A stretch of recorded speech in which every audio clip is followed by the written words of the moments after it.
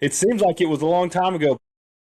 Wednesday, New Year's Eve, the Cotton Bowl, Miami, Ohio State, 24 to 14 Miami. They advanced to beat the defending national champions, and they're going to move forward to play the Ole Miss Rebels. So this game was, I guess, how some people thought it could go, right? And we didn't necessarily say that, hey, Ohio State was going to mop the floor with them. I think my final prediction was 28 to 10. So an 18-point game. It was going to be close in the first half, is what I thought. Miami has a really good defensive, offensive line. They were able to, go back and forth a little bit. I just thought Ohio State was going to be able to find a couple, big plays down the field that was really going to separate them to where Miami couldn't, keep up on the back end with Carson Beck and things like that.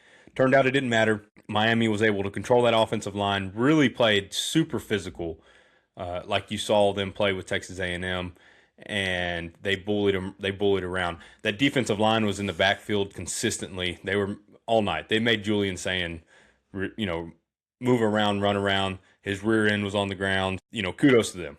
They brought the pressure. Those two defensive end bookends that they've got, they were in the backfield. Linebackers were making really big plays. So it was great. As an offense, total Ohio State outgained Miami 332 yards to 291. They both had 18 first downs. If you really look and you want to say, okay, where was the big difference? Ohio State threw for 287 yards, Miami 138. On the ground, though, rushing, Miami had 153 yards rushing to Ohio State's 45 yards rushing. That right there shows you, okay, hey, they carried the rock. And Miami attempted a rush, had 37 rush attempts to Ohio State's 24. Miami was averaging 4.1 yards on the ground, per rush, to Ohio State's 1.9. So they really did it. Turnovers were almost even. Miami had one, Ohio State had two. So you can't sit here and say, hey, that played a huge factor. Obviously, the momentum swings that you have there go back and forth. So they did a really good job. They didn't shut down their playmakers, so to speak. I mean, Miami kept Tate in control, but Jeremiah Smith still had 7 catches for 157 yards and a touchdown. But they bottled them up. Thought that maybe Bo Jackson and Donaldson would be able to do some things, but they were never able to get anything really going on the ground there. So what are your initial thoughts seeing that game, Emilio? My initial thought was that I was surprised completely by the lack of Ohio State's defense all around. I I mean, my first guess was that they would come out and just wreck everything that Miami would like to do. But we did talk about it a little bit, and we said if Miami were to win this game, they would have to run the football and run the football effectively. And they did that. I mean, they did that well. They stuck to it, unlike that Texas A&M game where they would abandon it for long periods of time. They actually stuck with it and were consistent with it, and it worked out in their favor. Carson Beck was another surprise to me because I fully expected him to shit the bed, and he did not do that. He took care of the football. He made plays when he needed to. He's not, I mean, not exactly the Trinidad Chambliss of the U, but he does enough. He's a serviceable quarterback, and he did what he needed to do. And I was just thoroughly surprised all the way around. I thought that Ohio State's defense would do a lot better than what they did, and they were picked apart. I mean, from the ground game all the way around, it was just a bad outing. I don't know if it was a fluke or if they were legitimately not that good all year long. We talked about this where Indiana and Ohio State were either the two best teams in the country far and away, or they were both frauds. And it's hard to tell now because Indiana went and took care of business in a big way, and Ohio State didn't. So if you look at all the teams that had the bye, though, all but Indiana lost, and historically they've lost.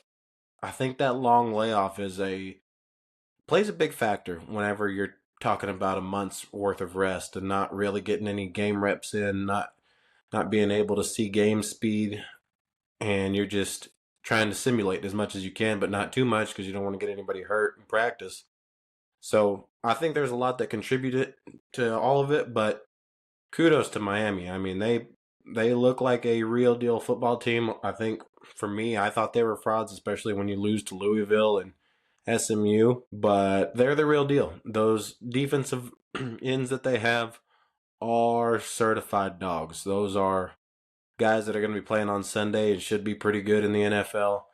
And they have a lot of talent, and we'll see what they can do against Ole Miss. But they right now they look like a force to be reckoned with. Yeah, I think the rust excuse is a lame one. You have Ohio State's linebacker, I can't remember his name, coming out saying, "Hey, if we played 10 times, we beat them 9 times." Right? I don't think you can really he can sit there and say that with the way that Miami really dominated them. Yeah, it was a 10-point game, but it was 14-0 at one point, and then it never felt like Ohio State really had a chance to come back and really capture the lead the way that they would.